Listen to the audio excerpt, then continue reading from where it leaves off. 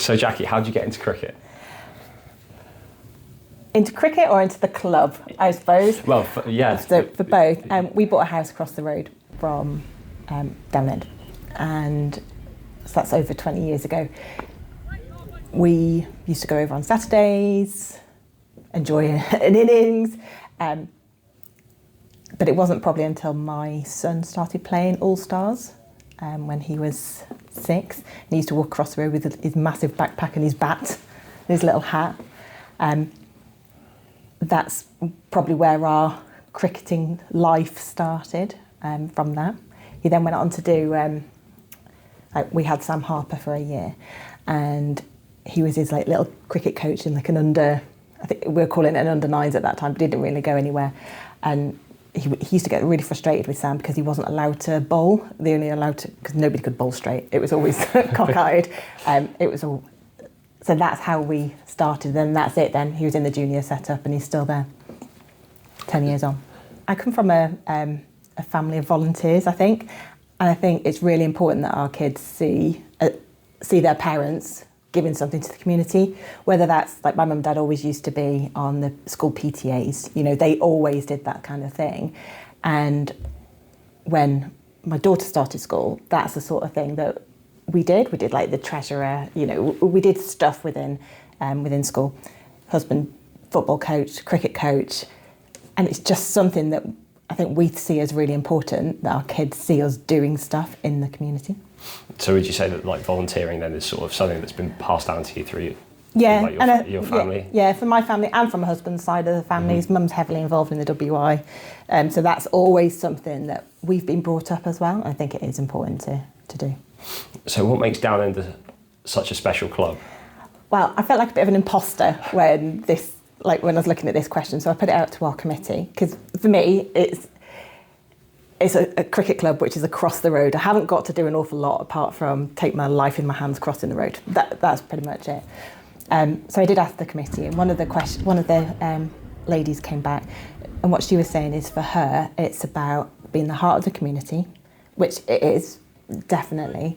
It's about family. For her, she's spanning 4 generations of cricket, and she's been involved for 40 years. Now, her youngest is just starting his under-9 adventure, sort of thing. So it is about family, it's about community, and just about being heart of the village. So how did you then become going from that to volunteering with Downend? I started doing some of the junior admin, which there's a lot of admin. Good job, I like it. And so I started doing that kind of stuff. Trying to really modernise and get things through using apps like Sponge, that kind of thing, to be able to see who's turning up for cricket training, who's turning up for those sort of things, so you can plan effectively. And I think my husband does the youth teams, and that's about making sure we've got qualified coaches. It's about all those things, and about how many kids we've actually got playing in our seniors now. I think that's testament to the work that's being done, I think. I then, obviously one thing leads to another, as they always say. So you end up then going, right, I need to get everybody registered. You then become a play cricket expert, especially when your captain wipes all your play cricket, when you had over 900 people on it. Fortunately, we could get some back. Thanks, Callum. There's that. Then I kind of have taken it on board, really, and don't touch play cricket. Probably for the best. It probably is. So, can you explain a little bit about what your role at Downend involves? A little bit of everything that's not actually playing on everything that's behind the white fence.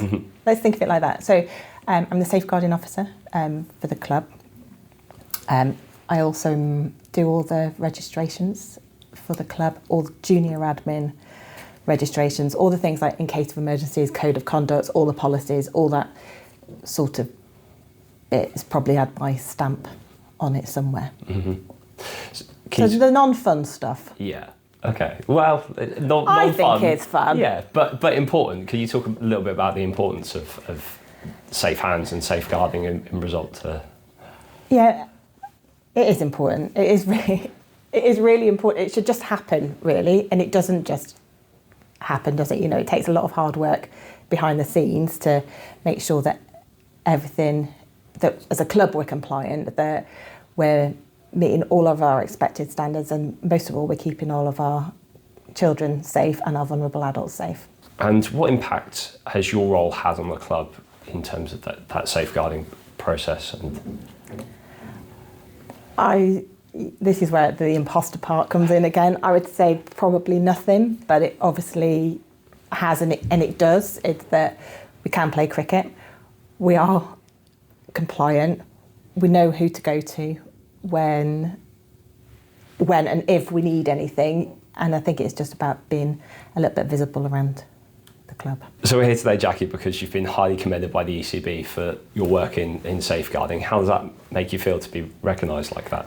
To be honest, I didn't really know it was a thing. I won Safe Hands in GTF in the summer, and it's really nice that anybody who's doing the admin, like the heavy lifting of the admin, is getting recognised for things, and it's not just about runs that scored on the pitch. In your time at the club and during your time doing the role, do you see a change in yourself and how like the role has sort of impacted you, maybe away from cricket and in terms of how you're perceived around the club? No. No? No. I suppose I know people now, which I didn't. I think there's a lot of noise and around women not being seen at a certain age, and I'm with that age demographic, unfortunately. But I am seen, not because I go, that's not me, I'm not the jazz hands, that kind of thing, but it's clear that some of the things that I do have a positive impact on us as a club. Well, that's great. That's great. And what advice would you have for any potential volunteers out there that see this, that maybe haven't put themselves forward but are considering it? I'm not a cricket expert. You know, when they're talking and they're going, like when my husband and my son are talking and they're saying about somebody's bowled something and it's this and it's that, and like it's just somebody throwing a ball basically. I'm still in that. I haven't moved on. I know what a six is. That's fine. You don't have to know anything about cricket. You don't have to know anything about cricket to support your local community, to support your local club.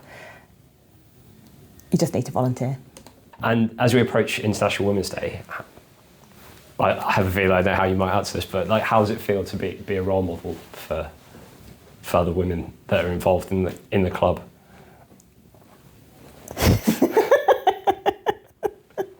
Because you might not say you are, but I'm sure many of them do value everything that you do and would look up to you.